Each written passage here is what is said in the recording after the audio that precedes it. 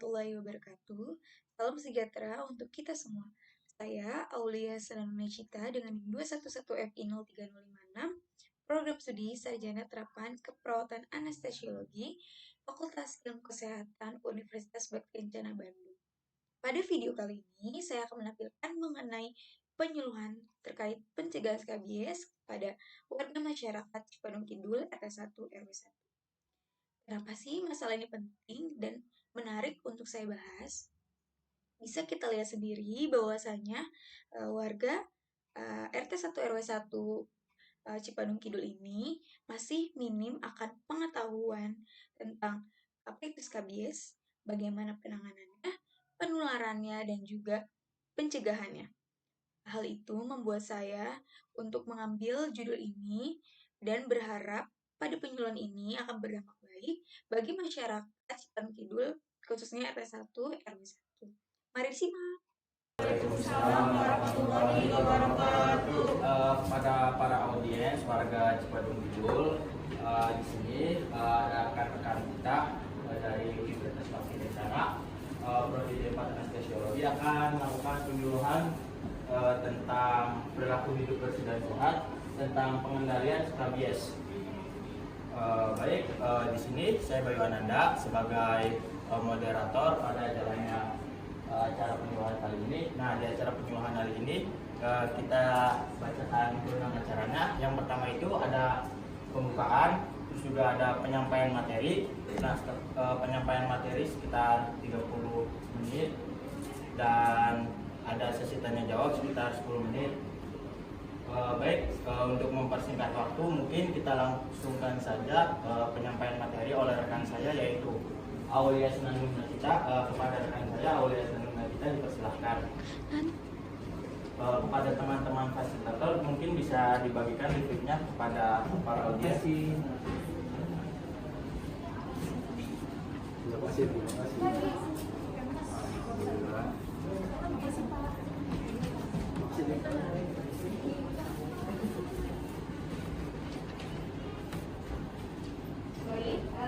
Assalamualaikum warahmatullahi wabarakatuh. Waalaikumsalam warahmatullahi wabarakatuh. Salam sejahtera bagi kita semua. Terima kasih kepada moderator yang sudah menyampaikan dan membuka acara ini. Selanjutnya, terima kasih juga kepada Ibu Cici pada ini selaku dosen pemangku pada mata kuliah kali ini. Terima kasih juga untuk rekan-rekan saya dan juga masyarakat setempat yang sudah berpartisipasi pada kegiatan ini. Selanjutnya di sini saya akan mengadakan penyuluhan materi mengenai pengendalian skabies. Di sini kenapa saya mengambil masalah ini? Karena masalah kesehatan kulit merupakan masalah yang sangat banyak di Indonesia. Pada tahun 2020, pada masa pandemi COVID, kasus penyakit ini mengalami peningkatan dan salah satunya di Provinsi Riau mengalami peningkatan sebanyak 837 kasus dan 25 kasus meninggal. Maka dari itu, saya menarik atau tertarik pada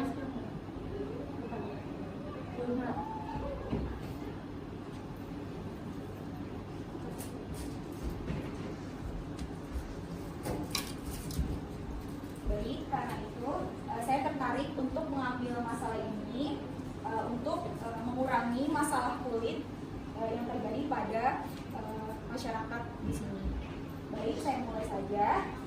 Yaitu ada pengendalian skabies.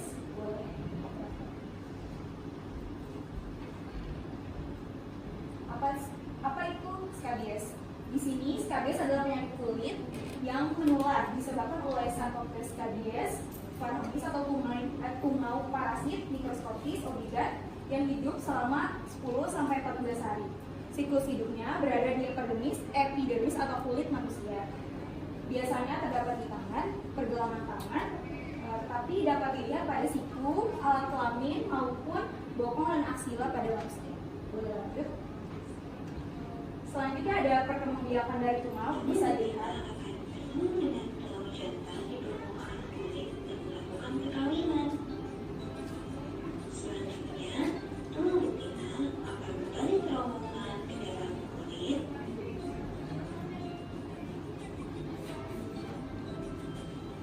mencari tempat yang aman untuk meletakkan telur. Bisa dilihat di sini telur berada di lapisan epidermis manusia. Tersebut akan menetas dalam 2-3 hari menjadi larva.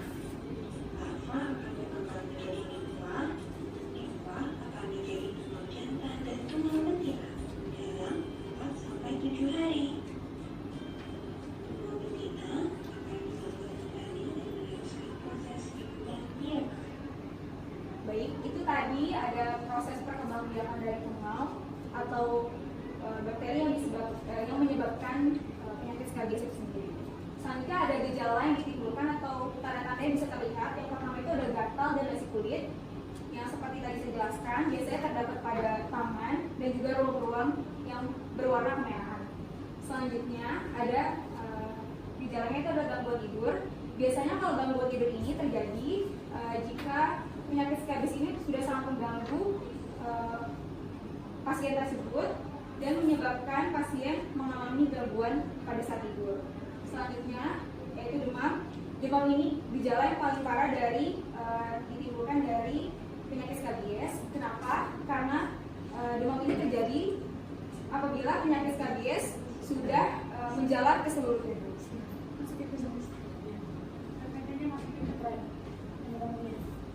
Boleh apa?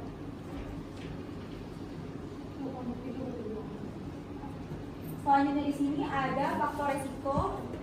Yang pertama itu adalah melakukan kontak langsung dengan penderita skabies. Selanjutnya itu ada menggunakan barang-barang tertentu seperti spray, bantal, ataupun sisir milik orang lain.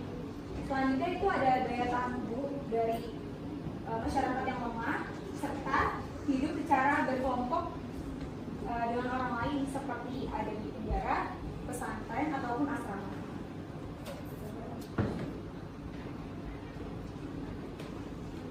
Nah, setelah tadi kita tahu penyakit-penyakit dan gejalanya, di sini kita bisa melakukan pencegahan. Pertama itu pencegahan dasar yang bisa kita lakukan itu membersihkan semua pakaian dan kain yang kita gunakan. Diingatkan untuk membersihkan pakaian itu dipisahkan antara keluarga maupun ayah ibu, bisa dilakukan dengan cara tersebut. Selanjutnya, untuk benda yang tidak dapat dicuci bisa dimasukkan ke dalam plastik yang ditutup dan tidak dapat dijangkau oleh anak-anak ataupun lansia. Selain itu ada menghindari pemakaian barang secara bersama dengan orang lain, sama dengan saya sebutkan tadi, yaitu membersihkan semua pakaian dengan cara terpisah. Yang terakhir itu membersihkan dan memvakum barang-barang di rumah.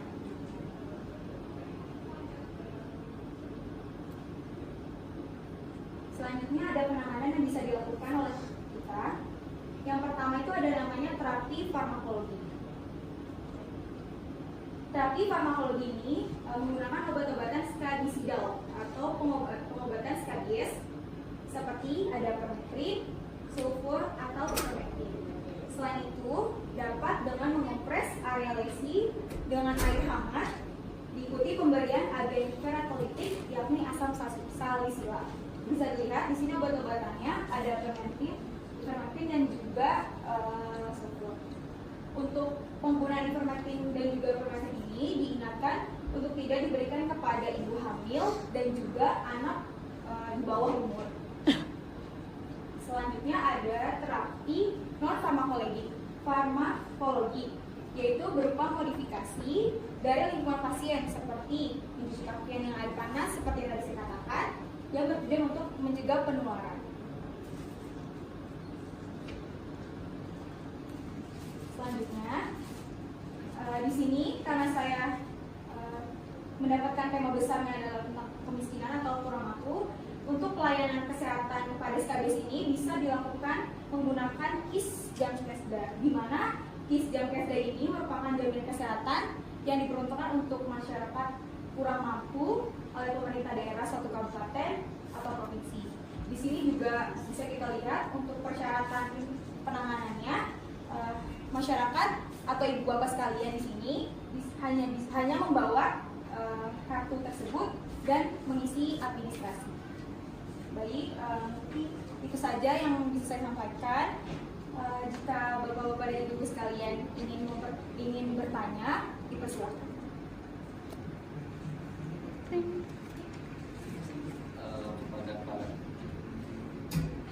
Kepada para audiens, apabila ada yang kepada bapak dan ibu, apabila ada yang ingin ditanyakan, sistemnya itu mengangkat tangan terlebih dahulu, nanti saya tunjuk satu persatu dan membacakan nama dan pertanyaannya. Baik, apakah ada yang ingin ditanyakan?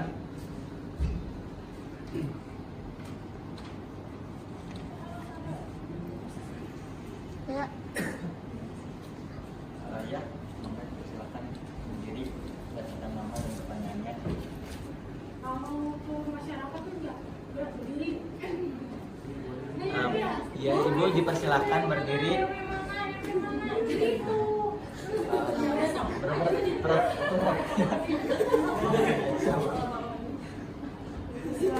Ya, ibu dipersilakan.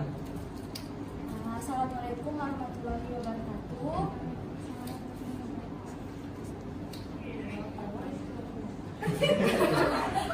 Perkenalkan, saya Ibu Diva. Nah, saya ini mau tanya terkait penyakit skabies ini. Kan tadi ada 3 gejala yang dirasakan, gatal, demam, sama susah tidur. Nah, gejalanya itu apakah kalau kita sudah 3 mengalami gejala itu udah pasti kita kena skabies atau ada gejala lain? Dan apabila sudah terkena skabies itu apakah bisa sembuh dengan sendirinya atau harus langsung ke dokter? Baik, sekian. Assalamualaikum warahmatullahi wabarakatuh. Waalaikumsalam. Gimana untuk apa? Mau ditampung dulu atau mau langsung dijawab? Boleh, langsung dijawab aja. Tadi kan ibu bilang kalau misalkan penyakit skabies ini tanda gejala ada 3.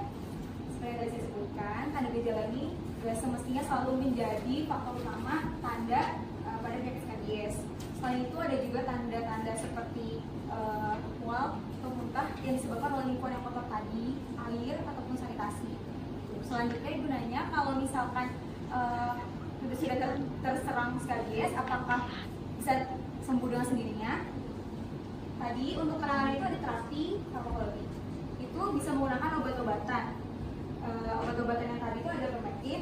Selain itu dianjurkan juga ibu untuk datang ke dokter untuk pengecekan lebih lanjut karena penyakit ini jika berdampak buruk akan menyebabkan menurunnya sistem kerja pada tubuh. Bagaimana ibu? Sudah baik, mungkin untuk bapak dan ibu apakah ada yang ingin ditanyakan lagi?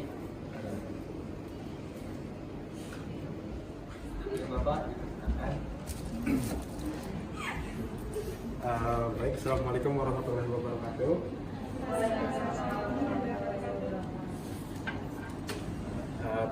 Perkenalkan, nama saya Bapak Firza. Di sini saya mau bertanya persoalan Kisjam-Kesda. Di sini tertulis kalau misal untuk mendapatkan pelayanan Kisjam-Kesda itu harus memiliki kartu identitas. Nah, sedangkan kartu identitas saya pribadi sudah hilang selama 17 tahun. Apakah itu ada solusi lain atau bagaimana? Terima kasih. Baik, terima kasih kepada Bapak Firza yang sudah menanyakan untuk masalah Kisjam-Kesda tadi. Karena tadi identitas Bapak hilang, Bapak bisa mengkonsultasikannya kepada pemerintah setempat terlebih dahulu seperti kepala desa ataupun RT. Dari situ Bapak bisa dibantu oleh kepala desa ataupun RT untuk melakukan penanganan lebih lanjut. Jikalau tidak bisa, dari pihak puskesmas ataupun rumah sakit setempat bisa membantu. Baik, Bapak gimana untuk jawabannya?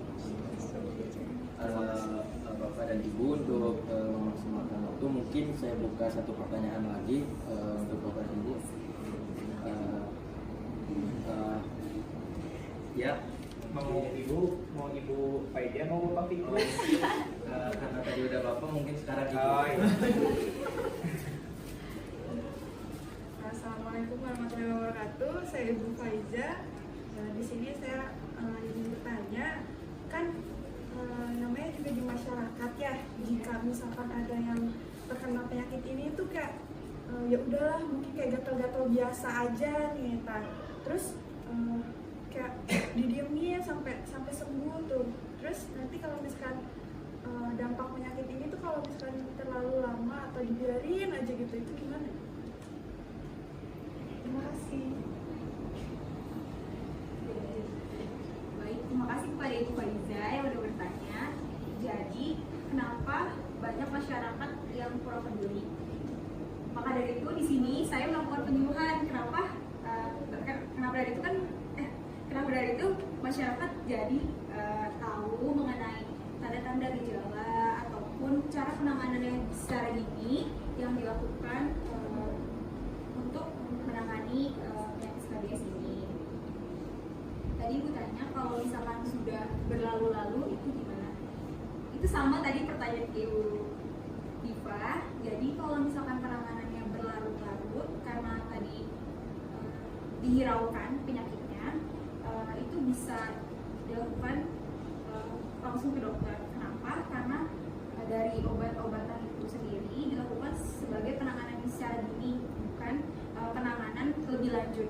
Karena kalau misalkan penyakit udah berlarut-larut itu pasti ada komplikasinya, bisa dilihat dari penurunan sistem kerja tubuh itu sendiri. Jadi, Bagaimana Ibu jawabannya? Baik, Bapak dan Ibu, untuk sesi diskusi saya cukupkan sampai di sini karena waktu juga terbatas. Mungkin saya langsung tutup aja acara hari ini. Terima kasih kepada Bapak dan Ibu yang telah hadir dan menyempatkan waktunya untuk mengikuti acara penyuluhan kali ini. Saya dan rekan-rekan izin pamit undur diri. Wassalamualaikum warahmatullahi wabarakatuh. Waalaikumsalam warahmatullahi wabarakatuh.